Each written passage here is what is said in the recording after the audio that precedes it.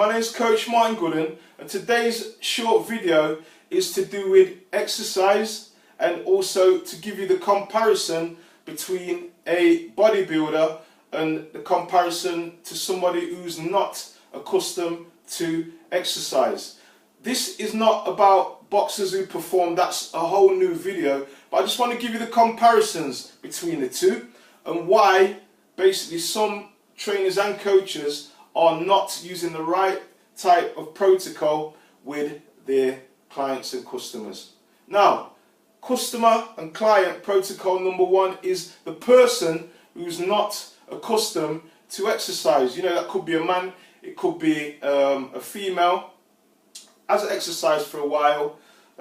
Their whole idea is that they want to get fitter, increase the fitness, want to create new habits, okay? And not only that, want to incorporate it with also losing a bit of fat, increasing a little bit of muscle, okay? And basically having a better well-being about themselves and feeling a lot better about themselves. And bear in mind, they're not accustomed to exercise and not wanting to go up on a podium, okay? And they're not also wanting to achieve anything other than increasing fitness and dropping body fat and feeling very confident and well about themselves. Then you have the bodybuilder, okay?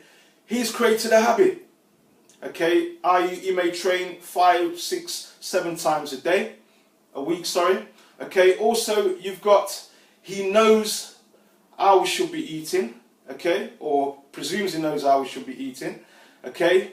He is looking at creating more muscle, okay, not dropping muscle, so looking at what we call hyper, keeping himself hyper in an hypercaloric state, so he's looking at gaining muscle, okay, and he trains at a very high intensity when he trains, okay.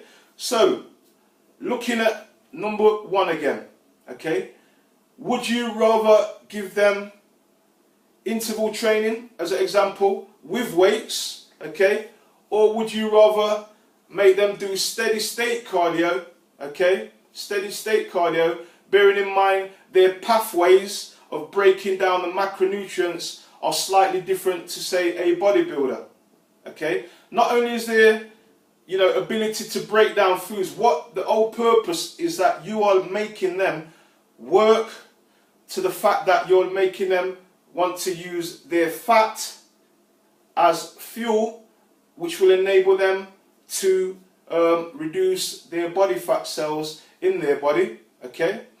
And as I said, the breakdown of protein, carbohydrates is very different to say a bodybuilder.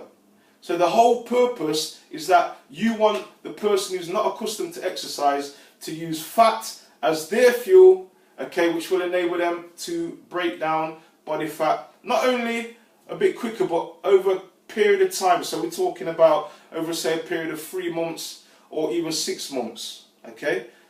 They're looking at using their fat as fuel, okay? Also, the difference in the macronutrient breakdown is going to be different between, you know, across the board, between somebody who's not accustomed to exercise.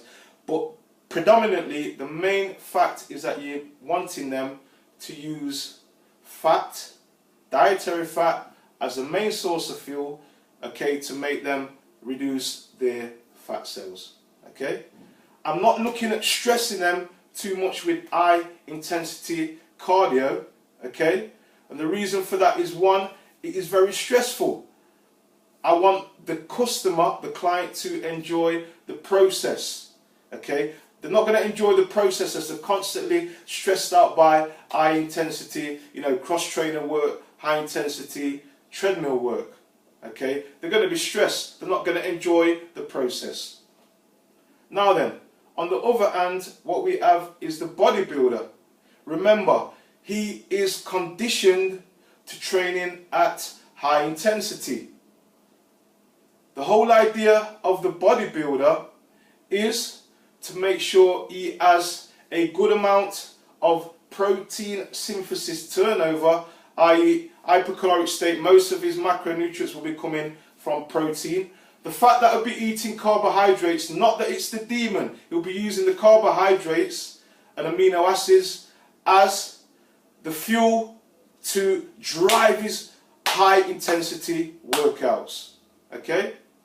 And the fact that the bodybuilder generally will be looking at doing high intensity cardio is that he does not want his muscles to cannibalize. Okay, his whole idea is to build muscle rather than cannibalize muscle and make his muscles, you know, what we call catabolic. So he does not want to be losing muscle tissue whatsoever. In fact, he worries about that. Okay, so his whole idea is to more or less be anabolic, okay, rather than catabolic. So he will have strategies, okay, which will make him burn calories after his workout, i.e. through the high intensity workout, and also at the same time make sure that the insulin transport nutrients into the cells of his muscles to make sure that he is putting himself in that state where his muscles will grow and he's getting all the nutrients into his muscle cells. Okay, so that is kind of the difference between the two. One is looking at forming a habit. Two has formed a habit. Three, okay, number two again is does not need to go through a high level of stress, as you'll find that they'll drop out. Okay, the bodybuilder can go through a high level of stress because he's mentally in that condition where he's able to go through that high level of stress.